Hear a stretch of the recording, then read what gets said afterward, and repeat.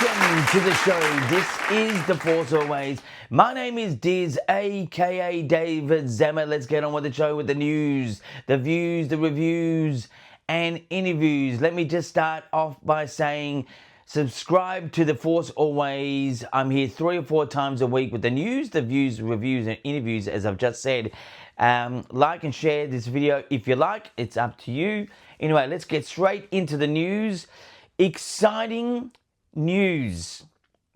Star Wars Starfighter, the movie being directed and possibly or written by Sean Levy, which is coming out in 2027. It's May 28, 2027. There are reports at the moment that we could be getting some sort of teaser or tease or trailer or tease trailer or whatever it is really soon. That's right, we are on the verge of getting something. My only thoughts of when this could happen is, possibly May the 4th, which is technically tomorrow. Being in Melbourne, Australia, we are in May 3rd right now, so the rest of the world is not May 3rd, but time zone differences is the reason why. But we could be getting a trailer on May the 4th, that's a possibility. The next possibility would be in the front of Mandalorian and Grogu, the actual movie, or the next possibility after that, which is a bit more, there's probably the highest likelihood, is the July season of movie releases. As in America, it's the summer season for releasing of big films, and I think it's going to happen around that point, as it gives it not too far away but not too close to the release, which is May 28, 2027. So Star Wars Starfighter, strap yourselves in because I am excited for that one. Let me tell you, my goodness, I cannot wait for what we are going to see. Anyway, so that is pretty much making news. I'm going to keep it simple because that is some big news that has been reported, that speculation, and that's it. So anyway, let's get into the views. Views is my viewpoint or story idea that I have within Star Wars. Now, while we're on the Starfighter tip, what should we expect as a storyline in Star Wars Starfighter? I've sort of spoken about this before, but I thought I'd sort of simplify it again in a different way. Look, it can either be two ways. The actual Starfighter film is actually in the Star Wars timeline set 5 years after the Rise of Skywalker.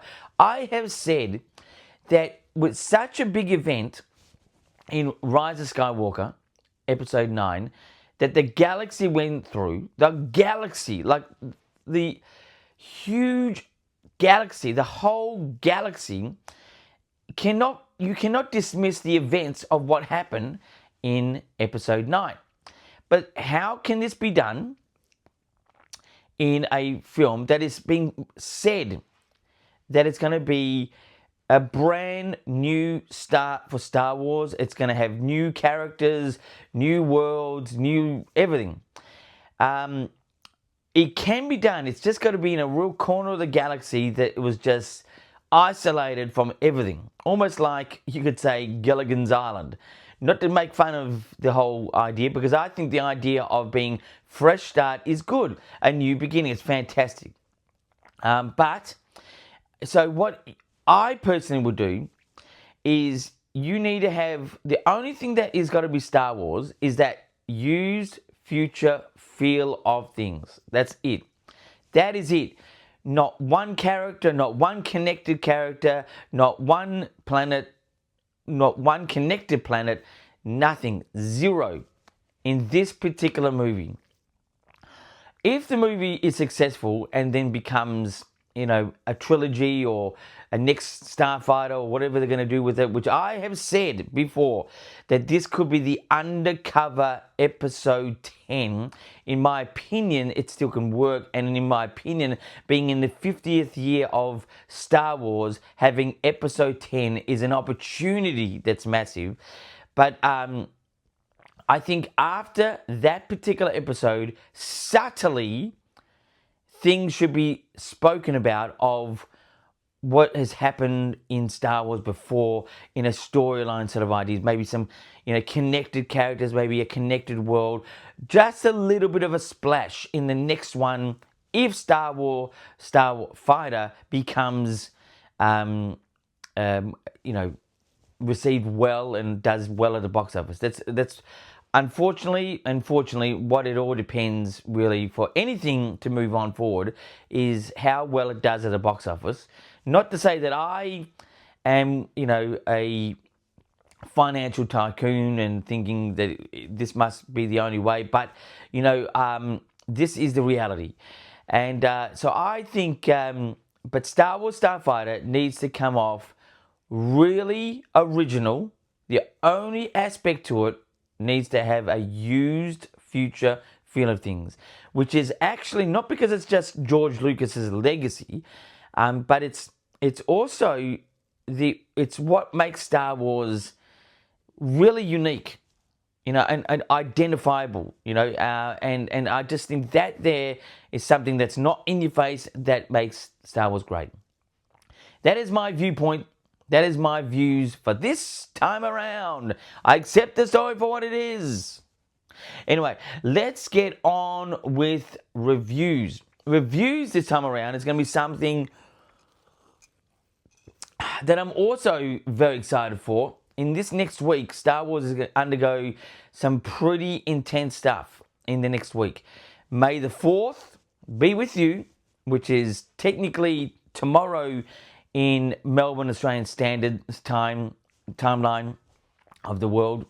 So it's going to be May the 4th tomorrow, and we're going to probably get something that is Star Wars tomorrow. Definitely the finale of Maul Shadow Lord, but also possibly maybe more announcements in Star Wars Celebration for 2027, possibly the Starfighter tease or something like that. But here is a hard card collector's poster that I was able to I'm gonna get Mandalorian peel.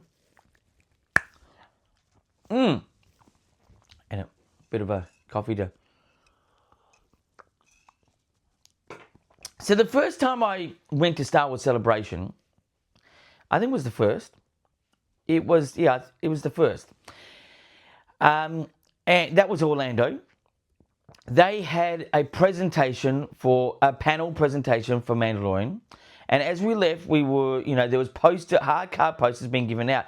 I was fortunately lucky to get one of these, and I actually got one of those hard plastic things to cover it. Look at this. This here is from Star Wars Celebration of the Mandalorian before the Mandalorian came out. This here I hold very, very prized. Very, very prized. Fantastic, this one. And that is a shot in the opening episode of The Mandalorian. This to me is super collectible, and this to me is super close to my heart. There it is. 10 out of 10. The Mandalorian hardcover poster, only obtained at the Star Wars Celebration Orlando. And I was just super happy for that. And that's it. Got that. 10 out of 10 for the review.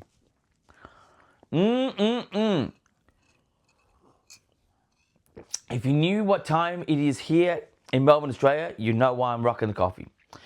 But now let's get into, so that was reviews. Let's get into interviews. Interviews is usually my questions that I get in my last particular episode that I drop on my YouTube channel. Please send them to my YouTube channel. I don't really have an Instagram account that's active at the moment, or X, or Twitter, or TikTok, or whatever, or Threads, or whatever it is. But send your questions to the particular episode. Like, you could send them to this particular video for the next one. Speaking of, the next one will be the Mall final 2 episodes, episodes 9 and 10, and it'll also be May the 4th, so we'll probably have a big combination of a video for that one.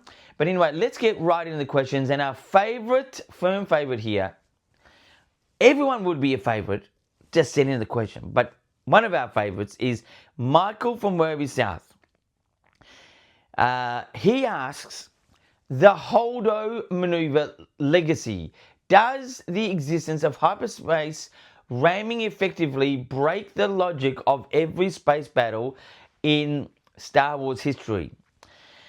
Look, the logic of the Holdo maneuver, which was what happened in episode 8, where that person then, Holdo I think it was, being the Holdo maneuver, decided to go to hyperspace through an Imperial cruiser and destroy that cruiser, which was a very, poignant moment for that person and for the rebels at that time in episode 8. And I think, look, you could really use this.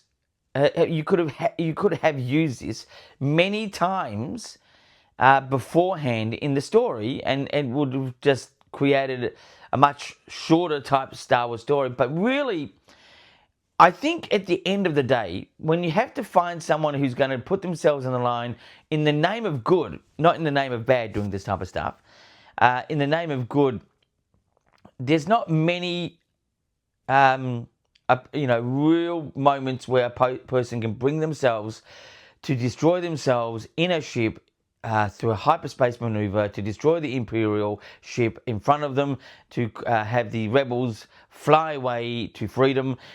It's a big ask. I think taking yourself out of Star Wars reality, putting yourself into, a reality of, the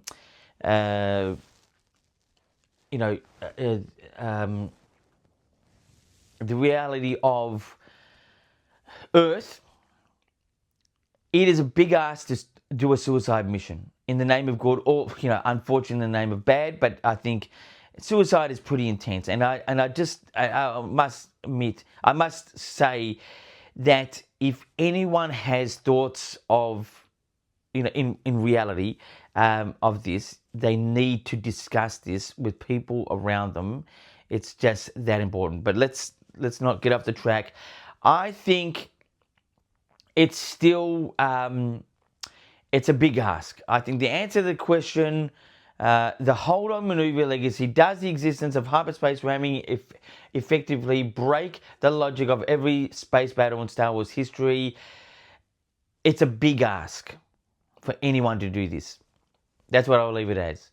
Anyway, so the next question from Michael from Werribee South is, should Starfighter have been released before The Mandalorian Grogu? There is ongoing debate about whether the cinematic schedule is correctly prioritized new stories over established hits. Yeah, I think it's in a better position. I think the Mandalorian first, then Starfighter, is much better, because if you had Starfighter first, which most Star Wars fans that I know of are more excited for Starfighter, they'll see that, they'll indulge in that, and they'll forget about the Mandalorian.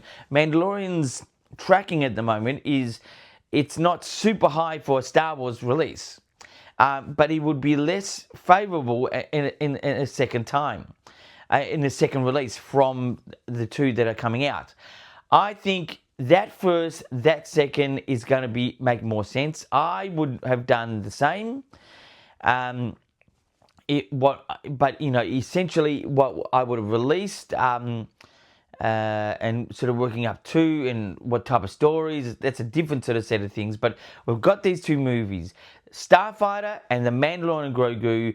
Definitely The Mandalorian Grogu needs to be that, enticing thing for getting people back in the Star Wars audience. In fact, so much so, I think the advertising campaign is on track and is doing well.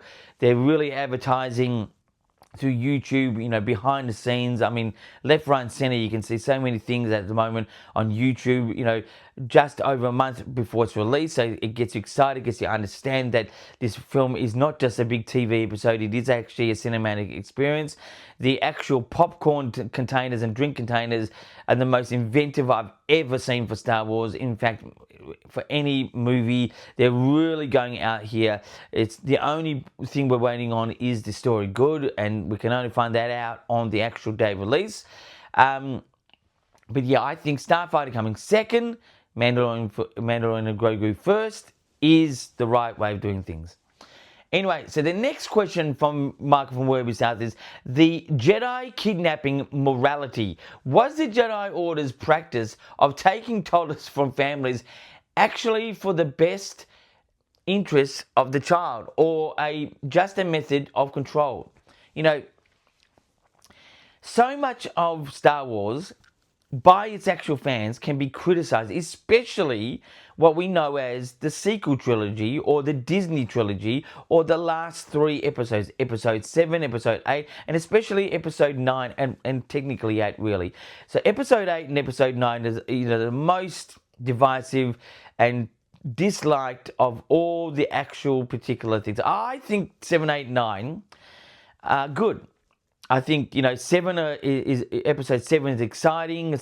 But even though it's very close to the mark of what episode 4 is, but technically Star Wars is a recycling of the same story.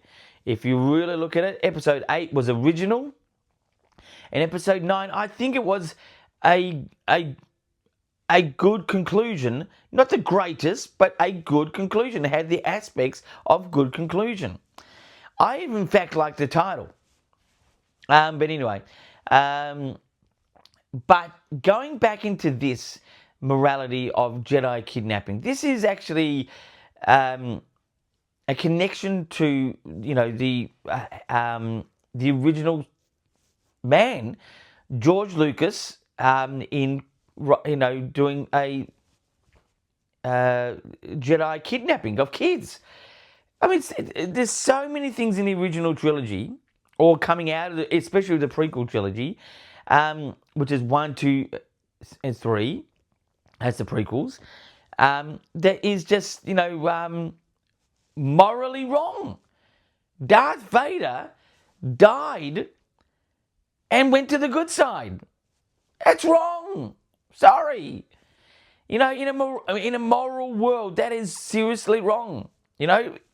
Osama bin Laden goes to the good side after he's done what he's done. Come on. It's wrong. It's my opinion. I think it's wrong. Jedi kidnapping, I don't think it was exactly Jedi kidnapping, but the idea it was sort of a bit of a kidnapping, it was wrong. But I think it was more enticing them to have them really fulfill a position to assist the galaxy in, the right way, which is what the Jedis were trying to protect. And but kidnapping is wrong. But enticing the kids, if they want, well, that's okay. But there's so many story, problems in any of the trilogies that I think that enjoying Star Wars, no matter what trilogy you're looking at, is always going to be there, because it's the same type of adventure in a different trilogy way.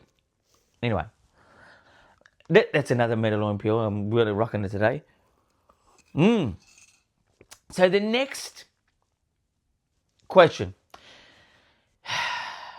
Can Ryan Gosling carry a Star Wars film while excitement is high for his role? Some wonder if his casting shifts the franchise tone too far into blockbuster territory.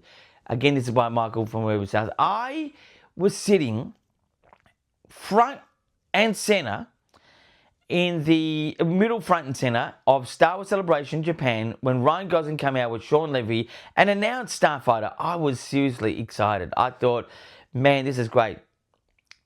I have two partial doubts. The name of the film, Starfighter, I do like, but to me it's a little bit pop. It's a little bit pop world, but I still like it. It's got it's got some aggression to it. But when I saw Ryan Gosling, I did think immediately in the back of my mind, this is a person that is a known actor. And not just that, a very good looking actor. Don't get me wrong, he's a great actor and he's, I'm sure, a great person.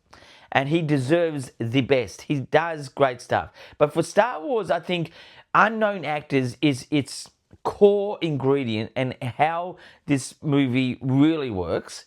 We're going to we have to wait till the release of the film to see what he's going to be like. I'm sure he's going to pull it off. But, it is a little bit of a cringe feel, a little bit, when it's a known celebrity, whoever it is. Ryan Gosling, I really liked his attitude at the Japan Star Wars celebration. And I love the hat he wore and what it actually said. Don't tell me the odds. I mean, that was a classic Han Solo line, and it's obviously, sort of a bit of a speech to people in general, even Star Wars fans. Don't tell me the odds. I'm going to do this. It really did set a precedent for himself and the movie coming up. But I think, so we're going to only find out how well it's going to be done with Ryan Gosling. I think he can pull it off, but is it going to be jarring seeing him in that role? I don't know. We'll have to wait and see. Anyway, the next question is clone slavery. This is by Michael from Werribee South. Clone slavery. Can anyone truly justify the Republic's use of a slave army of a 10-year-olds without sounding like a historical villain? Can anyone truly justify the Republic's use of a slave army of a 10-year-olds without sounding like a historical villain? All I can say to that question is this is the story that's been set by others, that was essentially set by George Lucas, and we need to accept the story for what it is. That's all I can really answer to that question. Personally, it's an aspect to Star Wars that is interesting when it's based on reality. Star Wars storylines are based on reality as well as fantasy. I like that. There's sort of lots of examples of that. Like the Imperial Army had a Nazi look. I thought that was great. And it was, I thought the whole, the idea of politics being in space. That's a reality on Earth that's now in space in Star Wars fantasy. It's great. The psychological aspect to Star Wars is seriously great. It really does have people learn and understand and get interested in psychology in the real world through Star Wars, a fantasy film. But to answer this question directly, I accept the story for what it is. That's it. Anyway, that is The Force Always this week. Be sure that this week there's a number of things happening. In fact, I've just remembered I'm going to be seeing as advanced screening, I think it's Street Fighter 2. That's going to be interesting this week, and I think it's going to be more of a reaction than a review. I've got a feeling there's going to be an embargo, but I'm unsure. But I've been invited to that, so expect a review on that. The May the 4th, what happens on May the 4th, or obviously the finale episodes of Maul Shadow Lord, which is episode 9 and episode 10. What's going to really happen is Vader and or the Emperor going to appear. We don't know. And just the regular news. Hopefully we get maybe Starfighter news, maybe something else with Mandalorian and Grogu. We don't know. But anyway, until next time, my friends, keep rocking.